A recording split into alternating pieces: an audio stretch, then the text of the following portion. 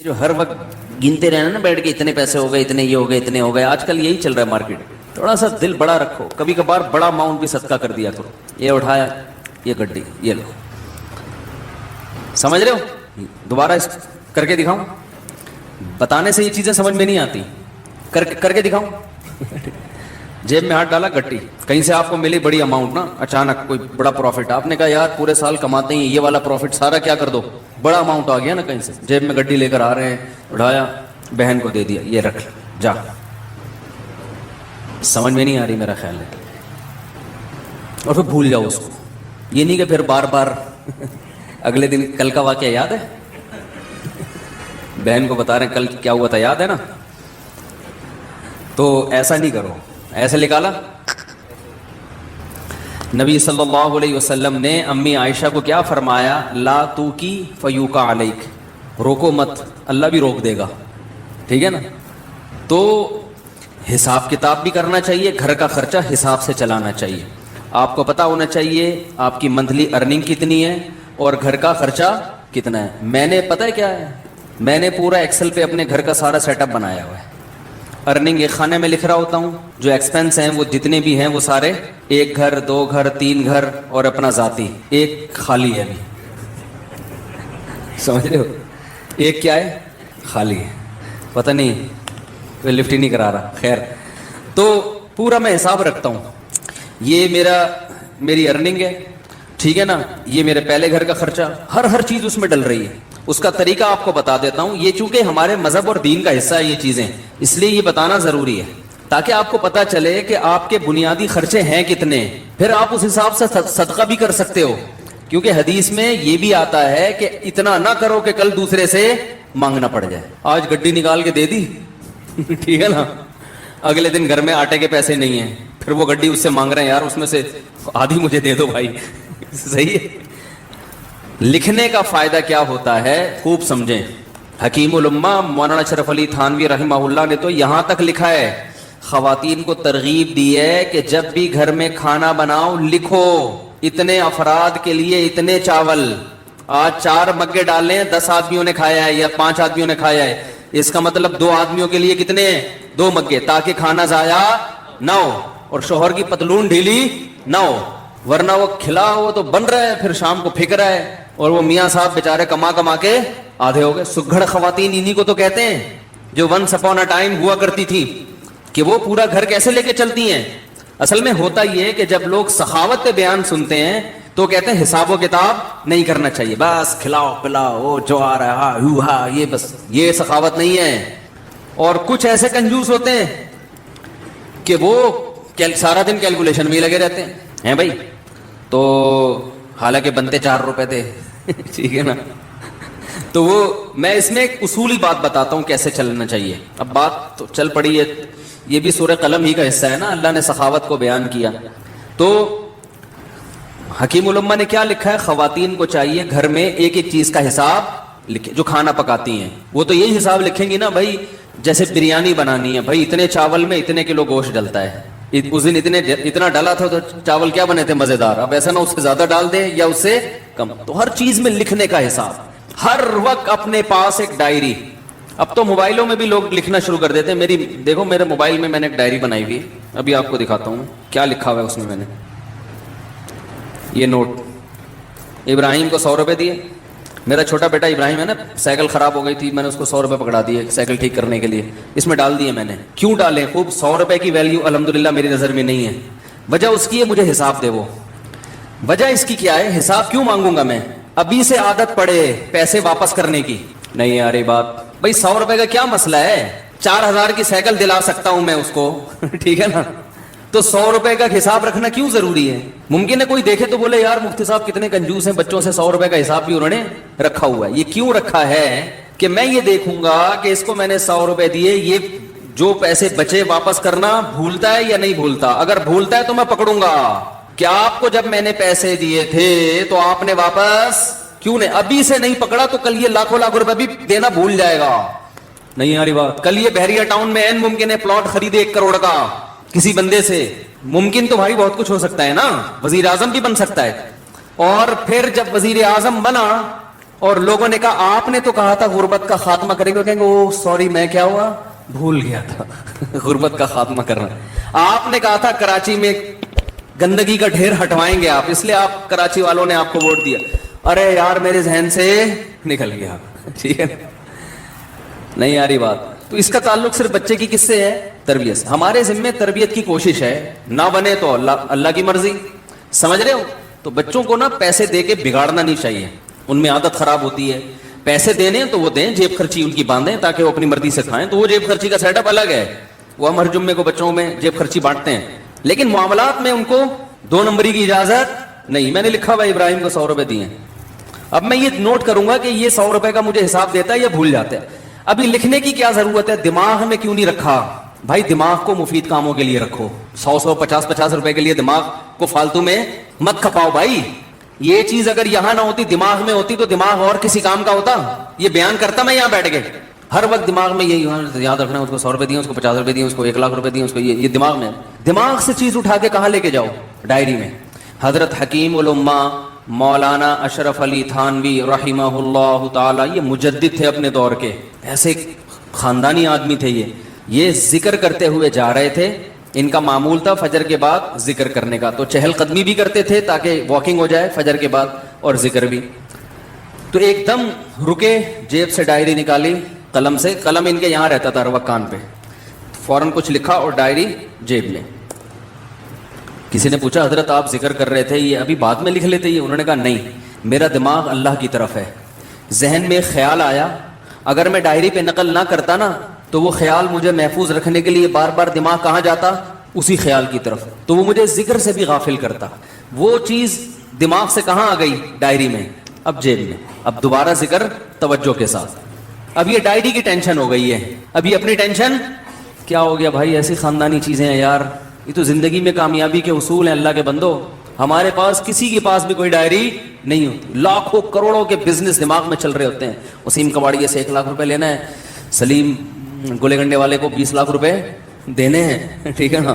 سب دماغ کچومبڑ بنا ہوا ہے دماغ کا, کچرا کنڈی بنا ہوا ہے دماغ.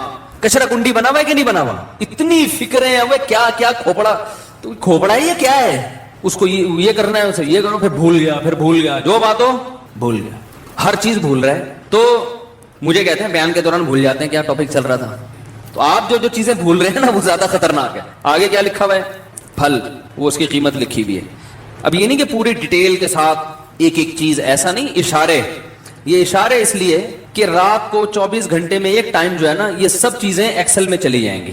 کہاں چلی جائیں گی؟ سب جو یاداشتیں ہیں, جب سے 100 روپے تو نہیں جائیں گے, یہ تو ایک یاداشت ہے نا کہ اس نے حساب دیا کہ یہ ادھر ہی رہے گا. باقی جتنے خرچے آج ہوئے وہ سارے کہاں چلے جائیں گے؟ وہ آفس کا جو سافٹ ویئر آتا ہے نا خرچوں کا, 1 گھر 2 3 4 جو بھی ہیں, اللہ توفیق دے, تو وہ سب اس میں ڈال دیے. اس سے کیا ہوتا ہے بھائی؟ بدگمانی سے انسان بچتا ہے.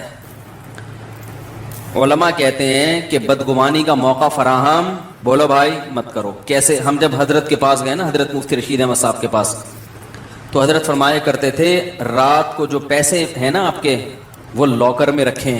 کسی طالب علم کو بٹوا نکال کے اپنے سرہانے پہ رکھنے کی اجازت نہیں ہے. کیوں؟ اگر چوری ہو گیا یا گم گیا, شبہ ہوگا ساتھ والے پر, شیطان کو موقع مل جائے گا اپنے ساتھی کے خلاف بدگمان کرنے کا. حالانکہ عین ممکن ہے ساتھ والے نے چوری نہ کیا ہو, باہر سے کوئی چور آ جاؤ, کوئی بندہ آیا ہو لے کے چلا گیا ہو, لیکن یہ وضاحتیں کون کرتا پھرے گا بعد میں؟ فوراً دماغ میں کیا آئے گا؟ اس نے کیا ہے. یہ بھی ممکن ہے اس نے کیا بھی ہو. تو فرمایا کرتے تھے کہ بدگمانی کے مواقع سے بچنا ضروری. تو لکھنے کا فائدہ یہ ہوتا ہے کہ ایک تو بدگمانی سے انسان بچتا ہے. سمجھ رہے ہو؟ آپ کی بیگم نے کوئی سوٹ خریدا 5000 روپے کا, ہمارا تو میرا اپنا حساب ایسا ہے, میں دماغ میں کچھ رکھتا ہی نہیں ہوں. مجھے تو پتہ ہی نہیں ہوتا کہ ابھی خریدا تھا تو کل خریدا تھا کہ نہیں خریدا تھا. ساری چیزیں کہاں جا رہی ہیں؟ لیپ ٹاپ. تو اب اگر کبھی اختلاف ہوگا تو کل لیا تھا پرسوں لیا تھا, تو لیپ ٹاپ سے پوچھ کے بتاتا ہوں میں, ٹھیک ہے نا. کس سے پوچھ کے بتاتا ہوں؟ لیپ ٹاپ بتائے گا کہ پچھلی عید پہ کتنا خرچہ ہوا تھا, اس عید پہ. ایک چیز تمیز سے لے آئے نا ہر چیز, بھائی عید پہ اتنے. اب میری لوگ کہتے ہیں نا اتنے گھر کیسے چلا رہے ہو؟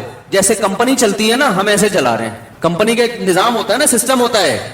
مجھے عید پہ شاپنگ میرے لیے سب سے آسان ہے, آپ لوگ کے لیے ایک گھر کے لیے مشکل ہوگی, کیونکہ مجھے پتا ہے پچھلی دفعہ عید پہ کتنے خرچ ہوئے تھے.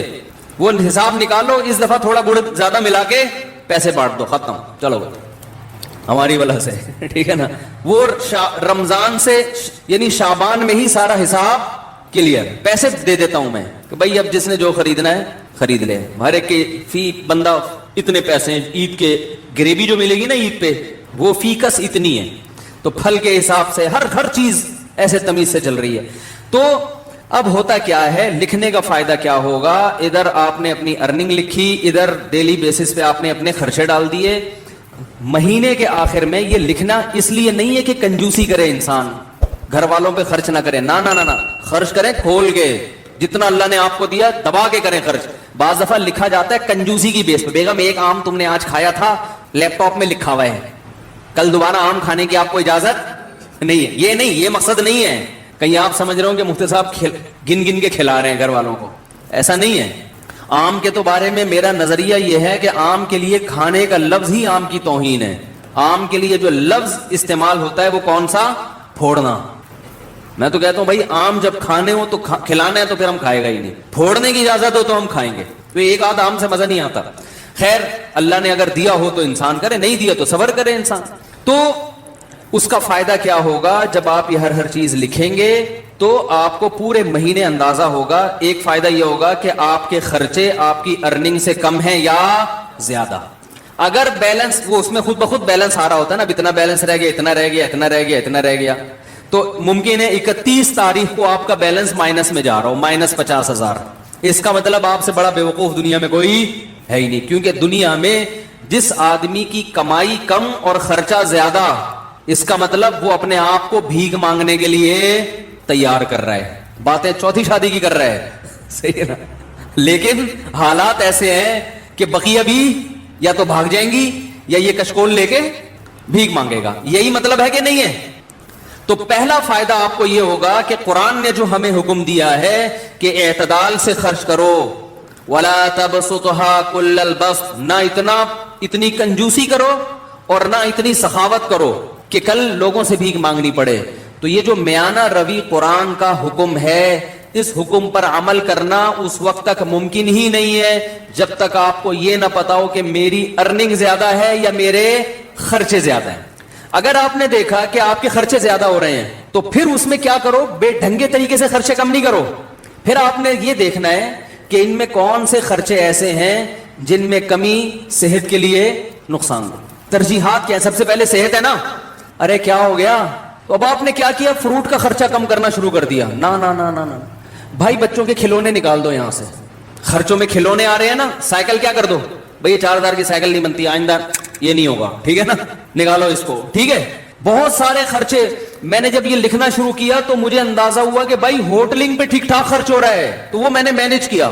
ہوٹلنگ نہیں, نکلنے لونڈے لپاڑوں کے ساتھ, ہمارے بھی ہم دوست ہیں, وہ نکل گئے وہاں جا کے کھا رہے ہیں ادھر, یہ شنواری پہ کبھی بکرے کے وہ چانپے پھوڑ رہے ہیں, کبھی دیکھا بھائی وہ ٹھیک ٹھاک آ رہا ہے چانپے وہاں پہ جو ہے نا, یہ ٹھیک ٹھاک خرچہ تو میرا کہاں نکل رہا ہے. تو اگر آپ کے خرچے زیادہ ہوں تو آپ نے سب سے پہلے کس پہ کنٹرول کرنا ہے, ہوٹلنگ کو. بھائی یہ کم کرو, سمجھ میں نہیں آ رہی تو میں گھر چلا جاتا ہوں. بھائی اس کو کیا کرنا ہے, کم کرنا ہے. یہ نکالو, چائے گٹکا نکالو, سگریٹ نکالو.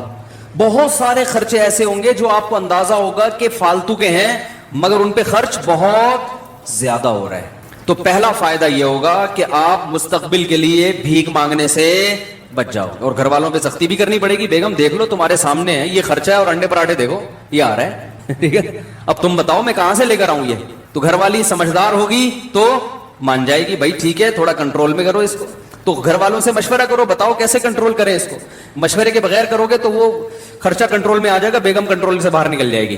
اس کو بٹھاؤ, بولو آپ کے سامنے ہی ہے, دیکھ لو بھائی, تو آپ بتاؤ نا اب اس کو کیسے کنٹرول کریں. مل جل کے کچھ کرتے ہیں تو کون سے خرچے کم کریں, آپ بتاؤ. اگر عید پہ اتنی شاپنگ ہم ہر سال کرتے رہے تو بیگم یہ تو مسئلہ کیا ہو جائے گا, کباڑا تھوڑا عید کو کم کر لو. تو بہت سارے, یعنی آپ کے سامنے ہر چیز موجود ہوگی. ہر چیز کا نا میرے یہاں کھانا بنا ہوا ہے, کھانا, گوشت پہ اتنا خرچ ہوا, دودھ پہ اتنا خرچ ہوا, انڈوں پہ اتنا خرچ ہوا, سبزی پہ اتنا, ایک ایک چیز ریٹرن میں موجود ہے الحمدللہ.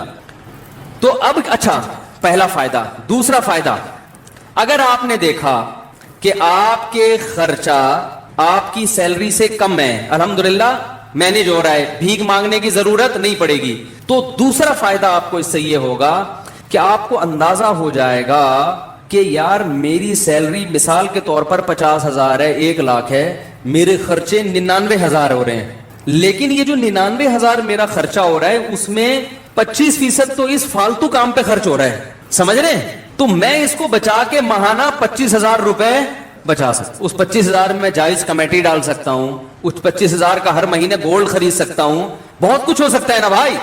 تو اتنی بچت کے بعد 1,00,000 کے بعد بحریہ ٹاؤن کا پلاٹ 1 سال کے بعد، میں مذاق کر رہا ہوں، بحریہ ٹاؤن والے کو بتاؤ گے نا وہ مارے گا، بولے گا میری توہین نہیں کرو، 25,000 میں ایک مثال دے رہا ہوں، یہ 25,000 کے 25,00,000 بھی تو ہو سکتے ہیں، کچھ بھی ہو سکتا ہے۔ یعنی آپ نے ادھر سے چیک کیا، مجھے تو بڑا فائدہ ہوا تھا کہ میں نے جب چیک کرنا شروع کیا مجھے اندازہ ہوا بھائی یہ پیسے بلا وجہ کے اتنا بڑا اماؤنٹ خرچ ہو رہا ہے، ہوٹلوں کی چائے پر اور فلاں پر، اور اتنا اس پہ ہو رہا ہے کہ یہ بچ کے بہت اچھی جگہوں پہ بولو بھائی خرچ ہو سکتا۔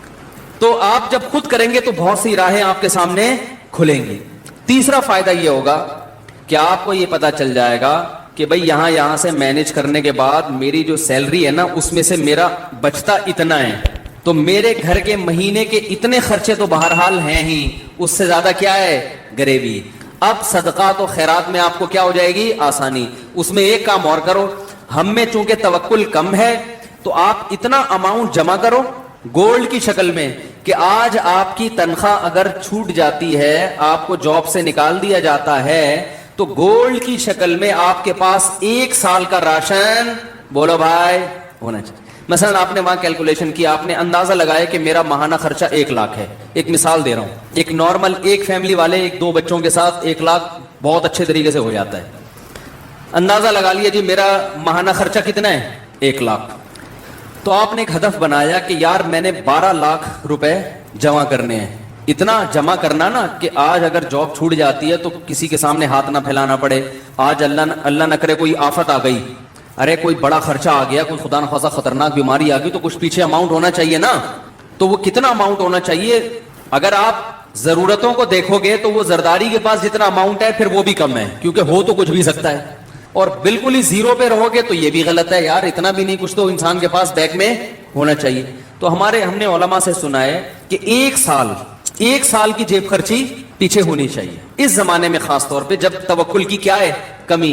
اور اگر آپ میں توکل ہوگا تو آپ کے بیوی بچوں میں توکل ہو یہ ضروری نہیں، آپ نے تو کہا کچھ بھی نہیں اللہ کھلائے گا، بیگم کہ جب بھوک لگے گی نا تو ممکن ہے آپ توکل کرو، بیگم توکل نہ کرے، پھر وہ جب چترول لگائے گی تو پھر آپ ہمیں فون کریں گے یار یہ آپ نے توکل پہ بیان کیا تھا، تو بھائی آپ کو سمجھ میں آیا، اس کو سمجھ میں آیا ہی نہیں۔ وہی کتے والی مثال ذہن میں رکھ لیں، وہ کتا بھونک رہا تھا تو کسی نے کہا بھونکنے والے کتے کاٹتے نہیں، اس نے کہا پتہ نہیں یہ مثال میں نے تو سنی ہے، کتے نے بھی سنی ہے کہ نہیں سنی ہے کہ بھونکنے والے کتے کاٹتے نہیں، کتے کو پتہ نہیں یہ پتہ ہے کہ نہیں پتہ۔ تو اب سمجھیں بات کو، آپ کے پاس جو اماؤنٹ بچے گا اس میں آپ کو اندازہ ہو جائے گا آپ کتنا صدقات و خیرات کر سکتے ہو، ٹھیک ہے نا۔ اچھا آپ نے 1 سال کا جس کی 1,00,000 روپے ماہانہ خرچہ ہے نا وہ 12,00,000 جمع کر لے، اور 12,00,000 کیش کی شکل میں نہیں گولڈ کی شکل میں، کیونکہ وہ کیش تو ایسے دڑام سے گرتا ہے، وہ تو ڈی ویلیو ہو رہا ہے نا، گولڈ لے کے رکھ لے، لاکر میں ڈال دیا کہ بھائی یہ بس رکھ دیا میں نے، اس سے دماغ کیا ہو جائے گا بے فکر، کبھی شیطان ڈرائے کہ ابے یہ ہو گیا تو کیا ہوگا، یہ ہو گیا، بولے ہاں بھائی لاکر میں 12,00,000 کا گولڈ پڑا ہوا ہے، اور وہ گولڈ کی ویلیو بھی کیا ہو رہی ہے بڑھ رہی ہے۔ یا پلاٹ بھی لے سکتے ہیں، لیکن پلاٹ میں پھر 10 ٹینشنیں ہیں، اس میں یہ خطرہ ہوتا ہے، پلاٹ ویسے 12,00,000 کا آتا بھی نہیں ہے، لیکن ایک خطرہ بھی ہوتا ہے نا کہ پتہ نہیں وہ اور ڈی ویلیو نہ ہو جائے۔ گولڈ ایک ایسی چیز ہے کہ ماہرین یہ کہتے ہیں یہ بہت بڑھتا نہیں ہے تو گرتا بھی نہیں ہے، سمجھ رہے ہیں، ایسا نہیں ہوتا کہ 1,00,000 کا گولڈ 50,000 پہ آ جائے، ایسا آج تک ایسا ہوا نہیں ہے، تو ہوا بھی ہے تو 2 دن کے بعد پھر اوپر چڑھ جائے گا۔ تو اب کیا کرنا ہے آپ نے، آپ سمجھیں۔ اچھا جب یہ 12,00,000 کا گولڈ آپ جمع کر رہے تھے، یہ میں ایک اس آدمی کی بات کر رہا ہوں جس کا خرچہ 1,00,000 ہے، جس کا 4,00,000 ہے پھر وہ 12,00,000 نہیں، وہ پھر اسی حساب سے، یہ ہر آدمی کے لیے الگ الگ ہے۔ تو اب آپ نے جب وہ لاکر میں جمع کر دیا، اس جمع کرنے کے دوران بھی ہر مہینے کچھ نہ کچھ صدقہ کرنا ہے، یہ نہیں کہ 10 سال گولڈ جمع کرنے میں لگ گئے تو اس دوران آپ نے کبھی کوئی صدقہ کیا ہی نہیں ہے، لیکن وہ صدقہ تھوڑا تھوڑا ہوگا، کیونکہ ابھی آپ خود اسٹیبل نہیں ہوئے نا، وہ صدقہ ہوگا وہ والا نہیں ہوگا جو گڈی نکالی، یہ ابھی میں آ رہا ہوں اس طرف، یہ کب کرنا ہے آپ نے، وہ آپ نے کہ بھائی میں پہلے ایک بچوں کے لیے ایک جمع تو کر لوں نا کہ آج کچھ ہو گیا تو ٹھیک ہے۔ اب آپ نے کیا کرنا ہے کہ جیسے ہی آپ جو ہے نا تھوڑا تھوڑا ہر مہینے کرتے رہے، جب یہ بھی آپ کے پاس 1 سال کا گولڈ جمع ہو گیا اب آپ کو اندازہ ہو گیا بھائی میرا ماہانہ خرچہ اتنا ہے, ارننگ اتنی ہے, اب جو ارننگ سے زائد ہے وہ مجھے کلی اختیار ہے, جو مرضی کروں میں اس میں. کبھی وہ جتنی بچت ہے کبھی بچوں کو گھما کے لے آؤ, اس میں مری کی سیر کرا کے لے آؤ, کبھی کیا کیا سارا اٹھا کے کسی غریب کو دے دیا. اس دوران لاٹری بھی نکلتی ہے نا لوگوں کی, بھائی کاروبار میں اچانک بہت پروفٹ ہو گیا, تو کئی دفعہ بہت پروفٹ ہوا ہے, اس دفعہ کا سارا پروفٹ صدقہ. یہ ہے جو اسٹیج میں بیان کر رہا ہوں نا. بھائی قدر کر لو ان باتوں کی, بہت مشکل سے بہت زندگی گزرتی ہے, پھر آدمی یہ باتیں سیکھتا ہے. پھر جیسے آپ کے پروفٹ میں چھکے لگے تو صدقے میں بھی ایسے چھکے لگنے چاہیے. سمجھ رہے ہو, پروفٹ میں چھکے لگتے ہیں نا تاجروں کے, یا کبھی بونس مل گیا. بونس تو ایک تو سالانہ بونس متعین ہوتا ہے, کبھی کبھار باس ویسے ہی خوش ہو کے گریوی میں دے دیتا ہے, یہ لے بھائی لے جا. پھر ایسی گریویوں میں کبھی خود کھا لیا, کبھی ساری گریوی اٹھا کے کس کو دے دی, غریبوں میں بانٹ دی, ہدیہ دے دیا کسی کو, کسی غریب کو دے دیا, بہن کو دے دیا, بھائی کو دے دیا. ہمارے ہاں صدقے کے ساتھ جو ظلم ہو رہا ہے نا, دنیا میں کسی کے ساتھ اتنا ظلم کسی چیز کے ساتھ نہیں ہو رہا. ہر چیز میں چھکے لگاتے ہیں ہم. جتنا پروفٹ تھا بیٹے کے ولیمے پہ اڑا دیا, کرتے ہیں نا لوگ. جتنی کمائی تھی آدھی کمائی بیٹی کے جہیز پہ اڑا دی. ہوتا ہے کہ نہیں ہوتا؟ جتنی کمائی تھی ساری ایک انویسٹ مزاربہ پہ لگا دی, جو اسکینڈل چلا تھا. اس قسم کے چھکے تو ہم مار رہے ہیں بہت. ایسا چھکا سامنے نہیں آتا کہ جتنی ارننگ ہوئی اٹھا کے ساری کس کو دے دی, غریب کو دے دی. یہ بہت کم ہوتا ہے. صحابہ میں یہ ہوتا تھا. ابو طلحہ انصاری رضی اللہ تعالی عنہ نبی صلی اللہ علیہ وسلم کے پاس آئے, عرض کیا یا رسول اللہ, مجھے اللہ نے قرآن میں جو آیت بیان فرمائی ہے کہ تم نیکی کی حقیقت کو اس وقت تک نہیں پہنچ سکتے جب تک محبوب چیز اللہ کی راہ میں صدقہ نہ کرو. یا رسول اللہ مجھے سب سے محبوب میرا باغ ہے, پورا باغ صدقہ. تو یہ کیا ہے, چھکے ہیں. ٹھیک ہے نا, کرکٹ کے میدانوں میں چھکا لگانے سے سوائے تالیوں کے کچھ بھی حاصل نہیں ہوتا. اصل جو چوکے اور چھکے جس پر قیامت میں آپ کو اللہ کی طرف سے ٹرافی ملے گی نا, وہ یہ والے چھکے ہیں. ایک آخری بال پہ چھکا لگایا تھا نا جاوید میاں داد نے, ہم بھی چھوٹے تھے اس وقت, بہت 2 فٹ اچھل رہے تھے ہم بیڈ پہ نا, آخری بال پہ چھکا مارا تھا. تو اس وقت تو عقل نہیں تھی, اتنا خوش ہو رہے تھے جیسے پتہ نہیں کیا ہو گیا. شارجہ کب تھا, اس پہ جاوید میاں داد نے آخری بال پہ کیا لگا دیا تھا, مزہ بہت آیا تھا, وہ کڑا بازیاں کھا رہے تھے. ٹھیک ہے, وہ بھی ایک چھکا تھا, قوم خوش ہوتی ہے جیت کے. لیکن بھائی آخرت میں اس چھکے کی اللہ کی نظر میں کوئی ویلیو نہیں ہے. چھکا کسے کہتے ہیں, اچانک ایک دم بہت بڑا کام ہو گیا نا. تو یہ جو چھکے ہیں نا, اچانک اٹھا کے اتنی بڑی رقم, ایسے چھکے صحابہ نے بہت لگائے ہیں, اور آج بھی لوگ اللہ والے لگاتے ہیں. تو اس قسم کے چھکے لگایا. ایک دم اٹھو کسی دن صبح بولو بیگم میرا میٹر شارٹ ہو گیا. میٹر شارٹ ہونے میں کیا ہوتا ہے, جو لوگوں کو قرضے دیے ہوئے نا وہ واپس لینا شروع کر دیتا ہے. میٹر بھی اس طرح کا شارٹ. ایسا میٹر شارٹ نہیں ہو رہا کہ آج میرا میٹر شارٹ ہے بس دائیں ہاتھ سے دوں گا بائیں کو بھی پتا نہیں چلے گا, اور اتنا اٹھا. عرب کرتے ہیں آج بھی ایسے. ہمارے جو رشتے دار سعودیہ میں رہے ہیں وہ کہتے ہیں ہم نے عربوں کو دیکھا ہے, ایسے نوٹوں کی گڈی جیب میں ہوگی ریالوں کی, وہ ہیں بھی ریال بھی ہیں, ریال تو ویسے ہی مہنگا ہوتا ہے. کہ کوئی فقیر آیا, وہ تو کچھ زیادہ ہی مبالغہ کرتے ہیں, تحقیق بھی نہیں کرتے کہ یہ جو ہے مستحق بھی ہے یا نہیں. ایسے گڈی اٹھائی, ایسے پکڑا دی, اس کو گنی نہیں رہے جیب میں کتنے. ایسے بہت عربوں کے آج بھی واقعات ہیں, بہت سخاوت ہے.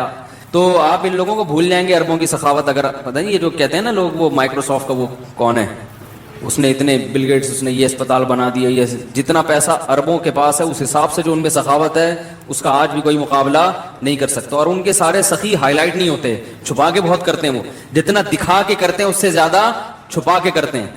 جو عرب کے اصل کلچر میں رہا ہے نا, جو اصل عربوں میں, وہ عربوں کی تعریف کرتا ہے. جو اصل عربوں میں, ایک تو یہ جو نظر آتے ہیں نا یہ بہت سے ان میں اصل ہیں بھی نہیں. یتیم ہونا, کوئی یتیم ہو جائے اس کو کھلا کھلا کے بگاڑ دیتے ہیں. یتیم ہو جائے نا کوئی اس کلچر میں, تو ہر آدمی چاہتا ہے میں اس پہ اتنا خرچ کرتے ہیں, شو روم سے نئی نئی گاڑیاں خرید کو اس کو دے دیتے ہیں, وہ بگڑ جاتا ہے. ایسی سخاوت ہے. ہمارے یہاں یتیم بیچارہ کیسے دھکے کھاتا ہے. ہمارے ہاں سب سے بڑا سخی وہ ہے, گاڑی جا رہی ہے وائپر پہ کسی نے صاف کر دیا تو 5 روپے اس کو پکڑا دی, یہ سمجھا جاتا ہے. باقی الحمدللہ ہمارے یہاں بھی بڑے بڑے سخی موجود ہیں, اور غیروں سے بہرحال پھر بھی ہم بہت اچھے ہیں. ابھی یہ کورونا وائرس میں جب یہ راشن کی تقسیم کا عمل آیا نا, تو ہمیں اندازہ ہوا کہ بھائی لوگوں میں اللہ نے بڑا جذبہ رکھا ہے بھائی, ہماری قوم میں بھی, اور بہت خرچ کرنے کا جذبہ. خیر, اب میں جلدی سے اپنی بات کو آگے لے کے چلتا ہوں. تو یہ سمجھ میں آ گیا کہ اپنے ہر خرچہ کیا کرنا ہے, ڈائری لے کے لکھنا ہے, اور شام کو اس کو لیپ ٹاپ میں ڈال دینا ہے. اس سے 3 فائدے ہوں گے.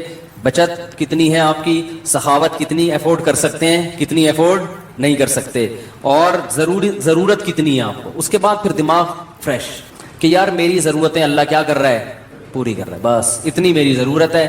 آگے جتنا آ رہا ہے وہ گریبی ہے, تو گریبی تو کبھی کھا لیتا ہے کبھی کھلا دیتا ہے انسان. اس طرح سے ہنسی خوشی زندگی آپ کی انشاءاللہ گزرے گی. پھر بھی ہنسی خوشی زندگی نہیں گزر رہی تو وہ پھر لیپ ٹاپ کا فالٹ نہیں ہے, وہ آپ کا ادھر کا فالٹ.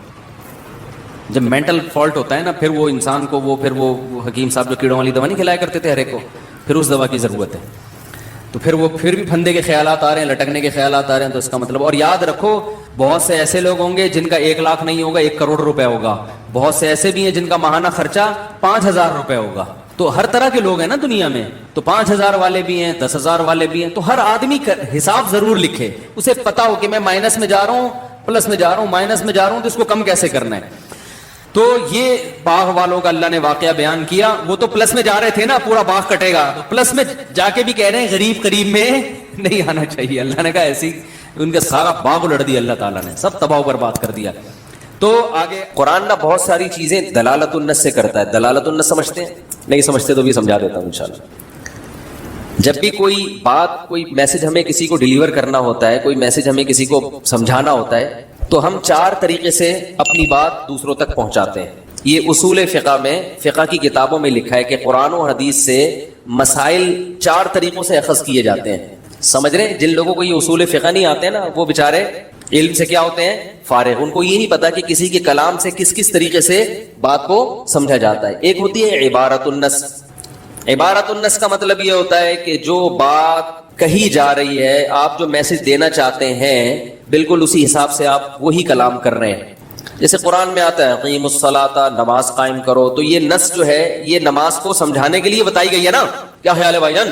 تو الفاظ سے سمجھ میں آ رہا ہے, اور مقصد بھی وہی ہے جو الفاظ سے ظاہر ہو رہا ہے. ایک چیز ہوتی ہے دلالت النص, کہ الفاظ میں اس کا ذکر نہیں ہے, الفاظ میں جس کا ذکر ہے اس سے یہ چیز سمجھ میں آ رہی ہے کہ جب یہ ہے تو وہ والی تو بطریق اولا ہوگی. جیسے قرآن میں آتا ہے وَلَا تَقُلْ لَهُمَا اُفٍّ, والدین کو اف بھی مت کرو. تو اللہ نے اس میں بتا دیا کہ جب اف کرنے پر پابندی ہے تو مارنا تو بطریق اولا حرام ہے. یہاں مارنے کا ذکر نہیں ہے. اب کوئی پاگل اٹھ کے کہ قرآن میں مارنے کا تو کہیں بھی نہیں ہے, اف کی بات ہے, تو ہم اسے کہیں گے تم قرآن حدیث کے علاوہ کوئی اور کام کر لو تو تمہاری صحت کے لیے زیادہ مفید رہے گا. یہ جو حدیث میں آتا ہے کہ انسان جب مر جاتا ہے تو 3 چیزیں باقی رہتی ہیں. ولد صالح یدعو لہ, نیک اولاد جو دعا کرے, علم ینتفع بہ, جو علم چھوڑ کر گیا ہے وہ, اور صدقہ جاریہ. اور کیا؟ صدقہ جاریہ. اسی طرح حدیث میں آتا ہے کہ صحابیہ نے عرض کیا یا رسول اللہ میری والدہ کا انتقال ہو گیا, کیا میں ان کے لیے صدقہ کروں؟ آپ نے فرمایا ضرور, تو ان کو فائدہ ہوگا. اب بعض حضرات اس پہ یہ اشکال کرتے ہیں کہ حدیث میں صرف میت کے لیے صدقے کا حکم ہے, کوئی اور نیکی کا حکم نہیں ہے, تو جتنا نبی نے کہہ دیا ہم اسی کو مانیں گے, جو نبی نے نہیں کہا ہم اس کو, یہ اپنی طرف سے بدعت ہے. قرآن اور حدیث کا انداز یہ ہوتا ہے کہ قرآن ہمیشہ جزیہ بیان کرتا ہے تاکہ اس سے اصول نکالے جا سکیں. سمجھ رہے؟ قرآن نے کہا اف مت کرو, یہ ایک جزیہ ہے, ایک آرڈر ہے, لیکن اس سے اصول کیا نکلتا ہے کہ جب اف جیسی تکلیف پہنچانا ناجائز ہے تو اف سے بڑی تکلیفیں تو بطریق اولا ناجائز ہوں گی.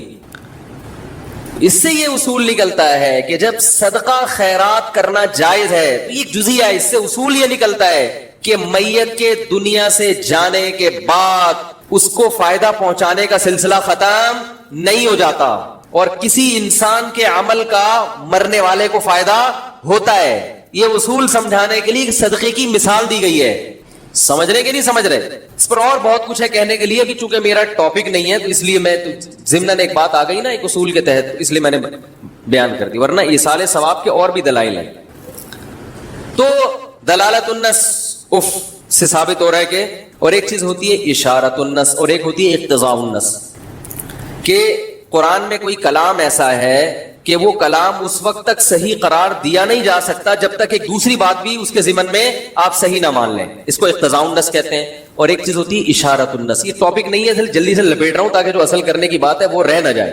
اشارت النص کا مطلب یہ ہے کہ نص کے جو قرآن یا حدیث کے جو الفاظ ہیں وہ الفاظ لانے سے مقصد یہ نہیں تھا, لیکن انہی کے الفاظ سے اشارہ دوسری طرف بھی مل رہا ہے. جیسے امام حنیفہ رحمہ اللہ نے استدلال کیا کہ جب آپ کے ملک پہ غیر مسلم حملہ کر کے قبضہ کر لے اور آپ ہجرت کر کے وہاں سے نکل جائیں تو غیر مسلم ریاست اور ان جو ہے وہ آپ کی پراپرٹی کی مالک بن جائے گی. یعنی وہ اگر قبضہ کر لے اور حکومت کی تحویل میں چلی جائیں وہ ساری کی ساری چیزیں تو مل کے ٹرانسفر ہو جاتی ہے. اور اس کی دلیل کیا دی جاتی ہے؟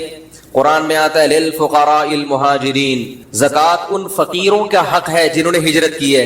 حالانکہ وہ سارے فقیر بولو بھائی نہیں تھے، لیکن قرآن کہہ رہے جب ہجرت کر کے آ گئے اپنا مال وہاں چھوڑا اور غیر مسلموں کا اس پہ قبضہ ہو گیا تو وہ ان کو قرآن فقیر کے لفظ سے تعبیر کر کے یہ شو کر رہا ہے، یہ اشارہ کر رہا ہے کہ یہ پراپرٹی ان کی ملکیت سے نکل گئے، اس میں وراثت کے احکام جاری نہیں ہوں گے. حالانکہ یہ آیت جو لائی گئی ہے یہ بتانے کے لیے کہ زکوٰۃ کس کس کا حق ہے؟ فقیروں کا حق ہے. اصل مقصد یہ بیان کرنا ہے، لیکن فقیر کے لفظ سے اشارہ مل رہا ہے کہ یہ ملکیت، یہ پراپرٹی ان کی ملکیت سے، بول لو نا کیا جا رہا ہے. یہ ٹیکنیکل پوائنٹ کی باتیں صرف سمجھانے کے لیے، اصل موضوع میرا یہ نہیں ہے، اس پر کبھی کسی اور وقت بیان کریں گے انشاءاللہ. صلو علی الحبیب. تو یہ جو بیان ہے کہ قرآن مجید نے وثیابک فطہر، لباس کو حکم دیا کہ پاک رکھو، تو اس سے صاف پتہ چلتا ہے صرف لباس مراد نہیں ہے کہ جب اللہ باڈی کے اوپر جو چیز 24 گھنٹے رہتی ہے اس پہ گندگی برداشت نہیں کرتے تو آپ کی باڈی پہ گندگی برداشت بالکل بھی نہیں ہو سکتی. اسی آیت سے علماء نے استدلال کیا ہے کہ جسم کا پاک رہنا بھی ضروری، اور اسی سے صاف ہوتا ہے کہ جب جسم کی کھال پر گندگی برداشت نہیں ہے، جو باہر کا حصہ ہے، تو انٹیریئر پہ گندگی برداشت کیا ہو گیا؟ اندر گندگی ڈالنے کی کیسے اجازت ہوگی؟ کتے بلی کھانے کی کہاں سے اجازت ہوگی؟ کھانا گندا کھانے کی کہاں سے اجازت ہوگی؟ یہ جو کتابوں میں لکھا ہے فقہ کی کہ جانور کی 7 چیزیں حرام ہیں، ناجائز ہیں، اس پہ بھی بعض لوگ اعتراض کرتے ہیں یہ حنفیوں نے اپنی طرف سے نا ایک حلال کو حرام کر دیا. ان 7 چیزوں میں خصیتین بھی ہیں، جانور کی پیشاب گاہ بھی ہے اور رسولی بھی ہے. بھائی یہ اسی وجہ سے فقہاء نے اس کو ناجائز قرار دیا ہے کہ یحرم علیہم الخبائث. نبی کا ایک وظیفہ یہ بھی تھا کہ وہ خبیث چیزوں کو حرام کر دیں گے. تو اب ہر چیز میں انگلی پکڑ کے نہیں بتایا جائے گا یہ حلال ہے یہ حرام ہے. کچھ چیزیں تو بتائی جائیں گی، کچھ اصول اور ضابطے بتا دیے جائیں گے.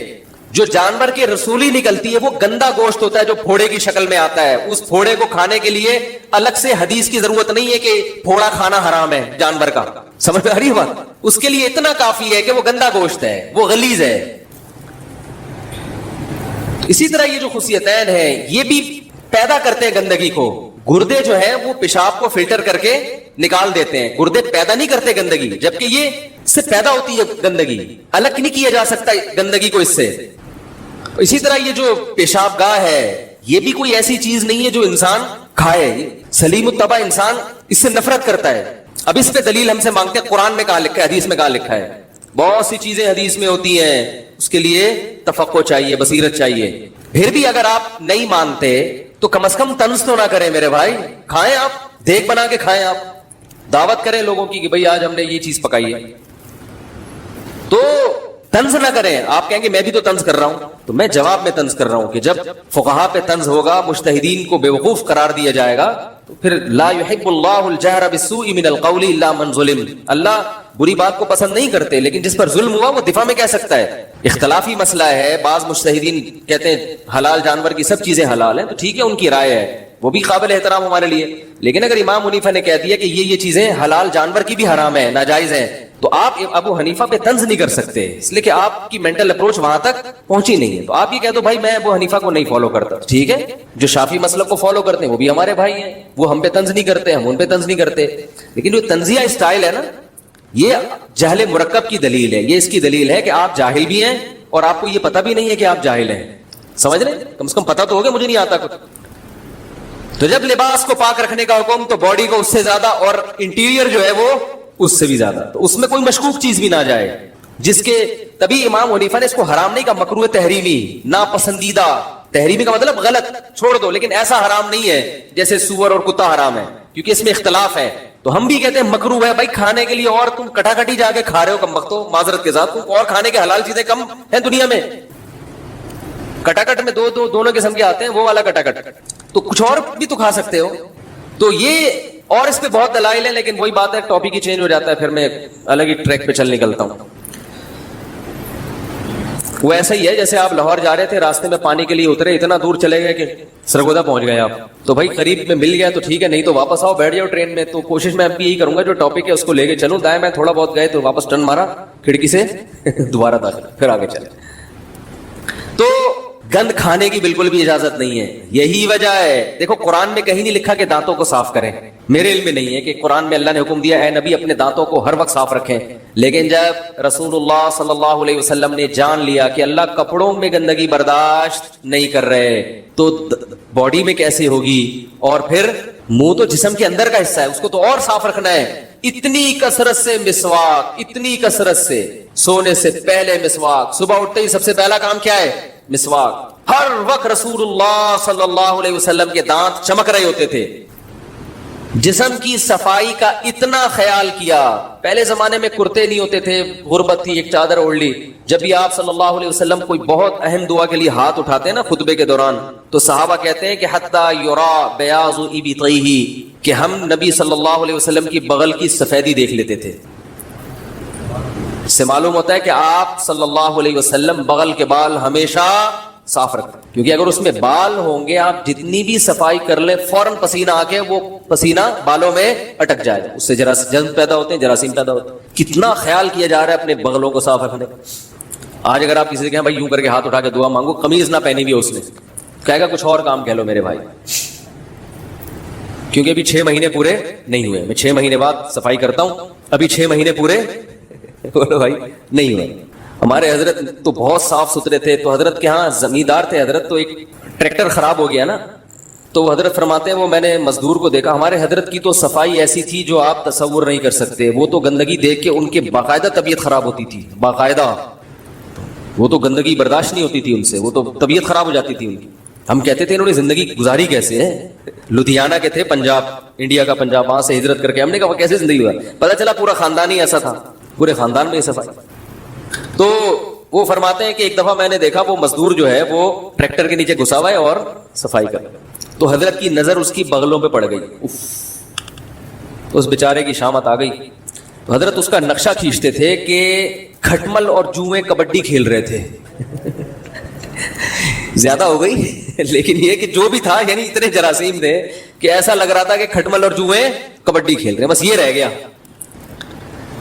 تو سب سے پہلا حکم قرآن میں کیا نازل ہوا؟ رب کی کبریائی کے بعد کپڑوں کو, لباس کو پاک رکھو, پاک رکھو اپنے لباس. وَثِيَابَكَ فَطَهِّرْ وَالرُّجْزَ فَهْجُرْ, فرمائیے ظاہری گندگی بھی چھوڑ دو اور باطنی گندگی بت پرستی. انسان ہو کے پتھروں کے سامنے جھکتے ہو, چھوڑ دو اس کو. نبی نے تو بت پرستی پہلے سے چھوڑی ہوئی تھی نا بھائی, کیا خیال ہے؟ تو اس سے صاف پتہ چل رہا ہے کہ نبی کے توسط سے اصل میں امت کو بتایا جا رہا ہے. تو اس سے پتہ چلا کہ نبی صلی اللہ علیہ وسلم کو جو پہلا حکم دیا جا رہا ہے لباس کو پاک رکھو, وہ بھی اصل میں نبی کو نہیں دیا جا رہا. نبی کے توسط سے کس کو دیا جا رہا ہے؟ امت کو. امت کو بتا دیں یہ آیتیں. نبی تو پہلے سے صاف ستھرے رہے, آپ کے تو مزاج میں صفائی تھی. ہمارے نبی کے مزاج میں, جس کے مزاج میں صفائی ہوتی ہے اس کو خوشبوؤں سے محبت بھی ہوتی ہے. خوشبو سے محبت 2 وجہ سے ہوتی ہے انسان کو. ایک اس لیے کہ اس میں بدبو اتنی ہوتی ہے کہ اس کو چھپانے کے لیے خوشبو چاہیے ہوتی ہے. ایک کنٹری ہے اس کی صفائی بہت مشہور ہے, بہت صاف ستھرے لوگ ہوتے ہیں وہاں پہ, بڑی نفیس قوم ہے, وہ غیر مسلم ریاست ہے. ہمارے رشتے دار گئے وہاں پہ, کہہ رہے میں نے سنا تھا یہ لوگ بہت دنیا میں نفیس قوم ہے نا, بہت نیٹ اور کلین ہوتے ہیں یہ لوگ, اور خوشبوئیں بڑی مشہور ہیں. کہہ رہے جب میں وہاں گیا تو پتہ چلا کہ ان کی خوشبوئیں اس لیے مشہور ہیں کہ ان کی بدبو بڑی مشہور ہے. غیر مسلموں کی صفائی میں ظاہری صفائی کا تو بڑا اہتمام ہوتا ہے, باڈی کا اتنا خیال نہیں کرتے وہ لوگ. کہہ رہے پتہ چلا یہ ان کو کہ بدبو اتنی ہے, منہ صبح اٹھ کے منہ نہیں دھوتے ہے بھائی, تو منہ سے بدبو آ رہی ہوتی ہے تو ماؤتھ اسپرے ایسے کیا نکل لیا. نہاتے نہیں ہے تو پسینے کی بدبو, اور کھاتے بھی سور کتے اس کی اور الگ سے بدبو, وہ باڈی میں وہ بھی بدبو بھی تو آ جاتی ہے نا. کتا پن تو آئے گا جب آپ کتے کھاؤ گے, تو اس کے لیے الگ اسپرے. مجھے لوگ گفٹ کرتے ہیں جا کے باڈی اسپرے, ماؤتھ اسپرے. میں حیران ہوتا ہوں یار باڈی میں بدبو کہاں ہوتی ہے کہ جو ہم اسپرے کریں یار اس پہ. کہ نہیں بدبو ختم کرو, بدبو اللہ نہ کرے یار ہماری باڈی میں, اللہ نہ کرے بدبو ہو تو ہم جا کے نہائیں گے. بدبو کو ختم کرو نا, کچرا کے ڈھیر میں بدبو آ رہی ہے تو آپ نے وہاں لا کے مشک عنبر لا کے پھینک دی. ارے وہ کچرا صاف کرو وہاں سے, پھر آپ گملے لگاؤ, اس میں گلاب کے پھول بھی لگاؤ, اور آپ اس میں چمبیلی بھی لگاؤ, رات کی رانی بھی لگاؤ, پھر مزہ آئے گا. کچرے کے ڈھیر میں رات کی رانی اس لیے لگا دی تاکہ یہ بدبو چھپ جائے. اس کا مطلب آپ نفیس نہیں ہیں, آپ یعنی بہت ہی وہ ہیں. اتنے گندے ہیں معذرت کے ساتھ, آپ نہیں, اگر آپ ایسا کریں تو, اور مجھے پتا ہے آپ ایسا نہیں کرتے. آج میں نے دیکھا ہے گھروں میں بعض خواتین ایسا کرتی ہیں, بچے کی وہ اس نے پیشاب کر دیا, اسمیل آ رہی ہے, ایک اسپرے مارا ایئر فریشنر. اور یار اس سے تو اور معاملہ خراب اس لیے ہو رہا ہے کہ یہ بدبو تو آپ نے دبا دی, پہلے کم از کم احساس تو تھا نا انسان کو, جو جرمز پھیلے ہوئے ہیں احساس تو ہے, تو تھوڑا احتیاط کر لے گا, ادھر نہیں ادھر بیٹھے. آپ نے تو اس کو بالکل گلا گھونٹ کے مار دیا, دبا دیا, مارا نہیں ہے.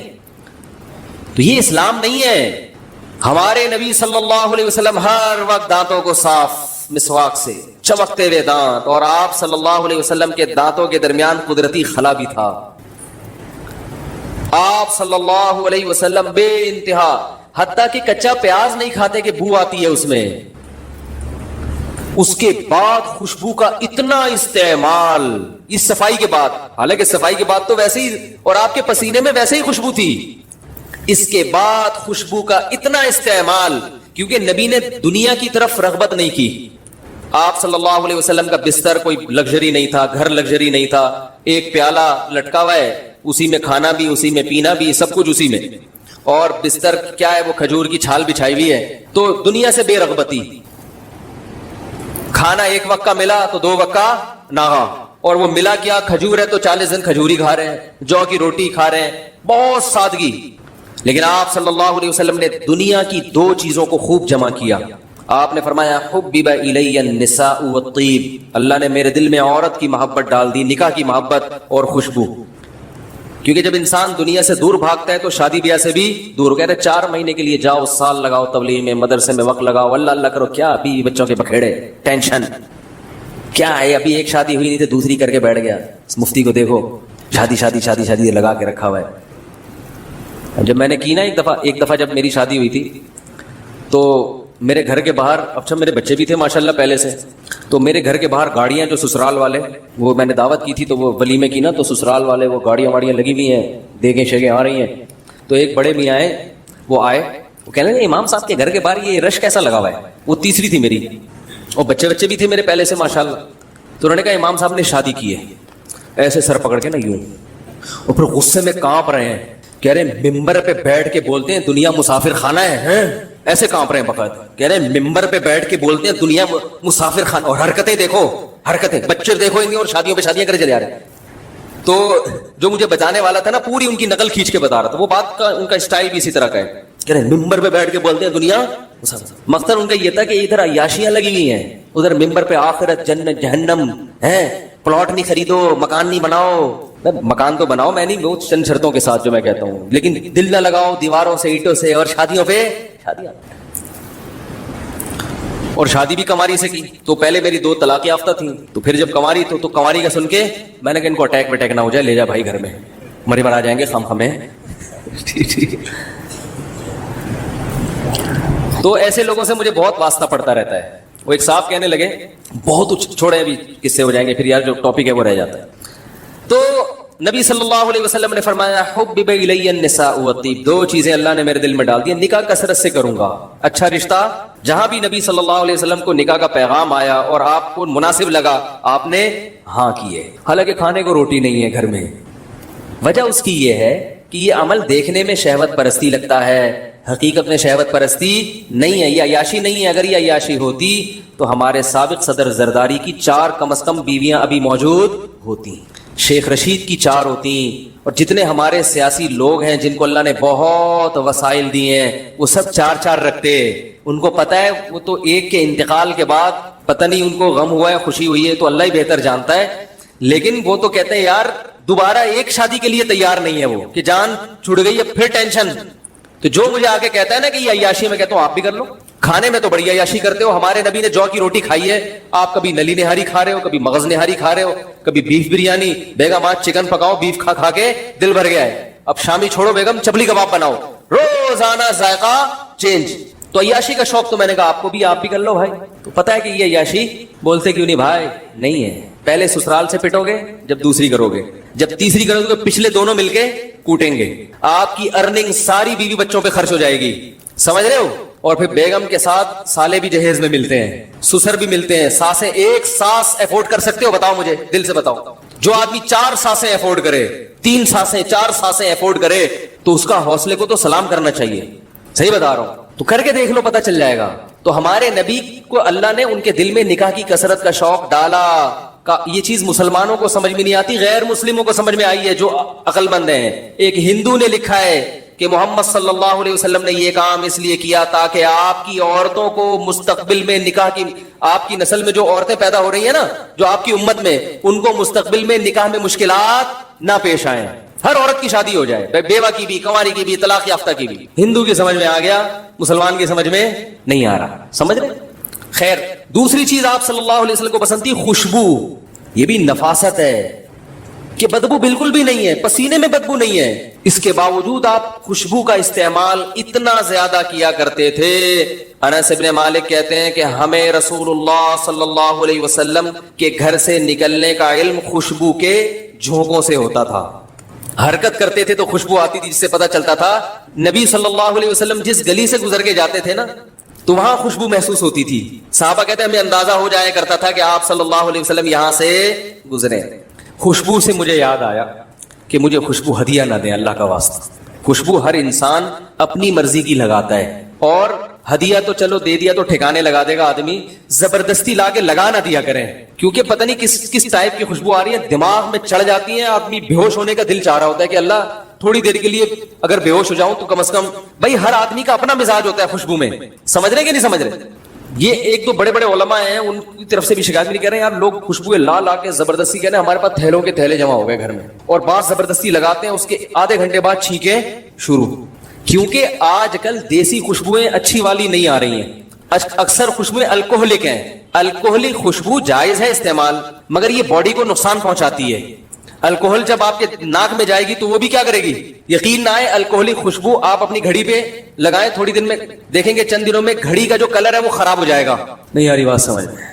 تو یہ الکوہل جو ہے نا یہ نقصان دیتا ہے, میٹل کو نقصان دیتا ہے, باڈی کو نقصان دیتا ہے, اس سے الرجی کا خطرہ ہوتا ہے. تو میں الکوہلک خوشبو استعمال نہیں کرتا.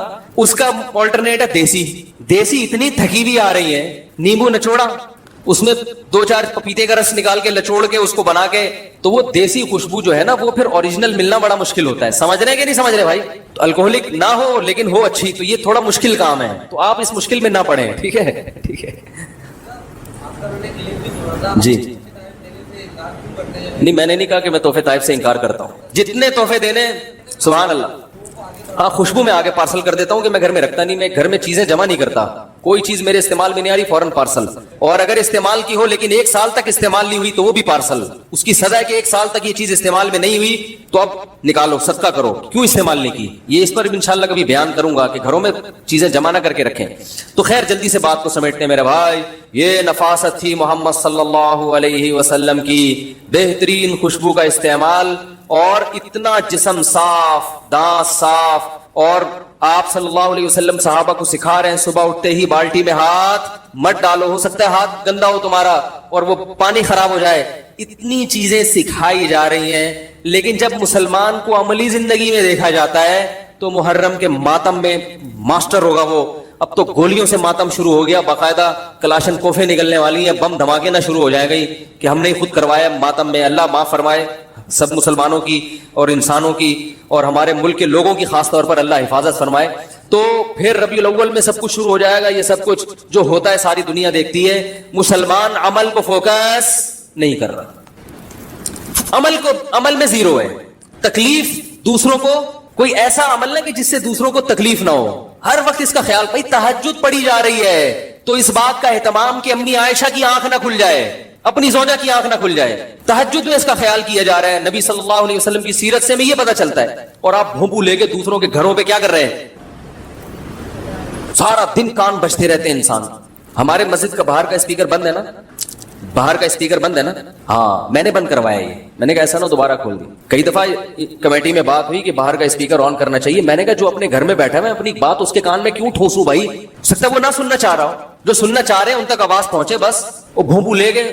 ہم جب چھوٹے تھے تو کرکٹ, ابھی آفریدی سے میری ملاقات اسی ہفتے, وہ تبلیغ میں نکلے ہوئے تھے وہاں جامع کے قریب ہی, تو وہ کرکٹ پہ گپ شپ ہو رہی تھی. وہ انہوں نے کسی نے مجھ پہ اشکال کیا کہ مفتی صاحب آپ نے بیان میں ایک دفعہ شاہد آفریدی صاحب کا نام لیا اور آپ کو نام ہی نہیں آ رہا تھا, تو ہم بڑے بدگمان ہوئے آپ سے کہ آپ شاید ڈرامہ تو نہیں کر رہے, اتنے مشہور کھلاڑی کا آپ کو نہیں پتا.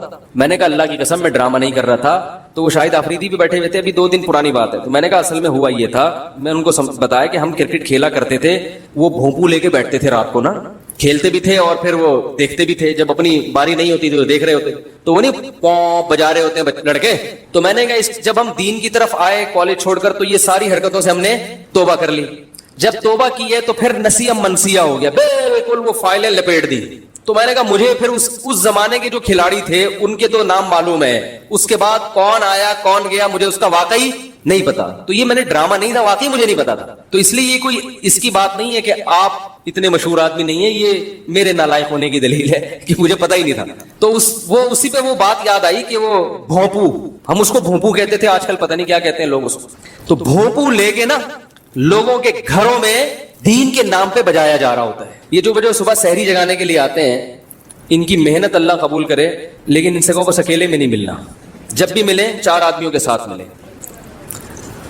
رمضان میں 2-2:30 بجے تو انسان جا کے سو رہا ہوتا ہے اور 3 بجے یہ جگانے آ جاتے ہیں, اور وہ اتنی پوری پاورفل آواز کے ساتھ. بھائی یہ تو ایذائے مسلم ہے, آج کل الارم ہماری گھڑیاں ہیں, ہر آدمی. اب آپ ان کو کچھ چھیڑے نہیں, جا کے آرام سے محبت سے سمجھا دیں, ٹھیک ہے, نہیں تو برداشت کریں, اور کیا ہے, ٹھیک ہے. تو الارم والی گھڑیاں ہیں, سب کو پتہ چل جاتا ہے کس وقت اٹھنا ہے. کوئی 3 بجے اٹھے گا, کوئی 3:30, کوئی 4 بجے, کوئی 5 بجے. تو آپ سب کو 3:30 بجے آ کے ڈھم ڈھماڈم ڈھول بجا رہے ہیں اور وہ اٹھا رہے ہیں. تو میرے بھائی مسلمان میں اس چیز کا خیال نہیں ہے, دوسرے کو تکلیف سے بولو بھائی بچانا. کسی کو آپ نے ٹائم دیا, اگر آپ نہیں مل سکتے تو آپ کی ذمہ داری اسے کال کر کے اطلاع دیں, پیش کی کہ بھائی میں نے آپ کو ٹائم دیا تھا لیکن میں اب گھر پہ نہیں ہوں, آپ نہ آئیں, آپ دفع ہو جائیں, ٹھیک ہے. اللہ تعالیٰ سمجھنے کی عمل کی توفیق عطا فرمائے.